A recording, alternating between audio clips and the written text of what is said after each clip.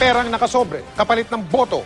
Yan ang kuwang-kuwa ng kamera ng investigador sa iba't ibang lugar sa ating bansa ngayong mag-ieleksyon 2030 na. Tandaan mga kapuso, ang karampot na perang makukuha ninyo sa pagbebenta ng inyong boto, hindi maitutumbas sa mas magandang kinabukasan kung tamang kandidato ang inyong iboboto. Sa pagulong ng kampanya sa mga nakalipas na linggo, hindi nakalampas sa kamera ng investigador ang mga kuwang ito. Sa isang lungsod sa Luzon, pila-pila ang mga taong nakaabang sa labas ng bahay ng isang tumatakbong kandidato. Sa loob, makikita ang bigayan ng sobre na ayon sa isa sa mga nakatanggap ay naglalaman daw ng pera. Sa isa pang bayan, dinudumog din ang lugar na ito. Ang mga sobreng ipinamigay may lamang 200 piso. Pero bago maambunan ng grasya, kailangan nasa lista ng mga rehistradong botante ng lugar muna ang pangalan ng sino mang kukuha. Na namimigay ng pera sa mga botante. Usually 200. Kung wala man, kailangan alam nila yung present number nila.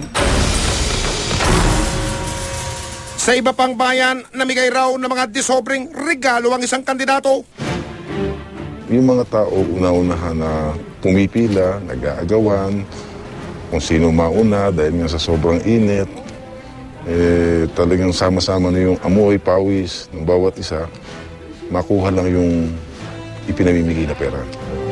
Bahagi ng demokrasya ang eleksyon sa bansa, pero para sa ilan nakikita nila itong pagkakataon para kumita.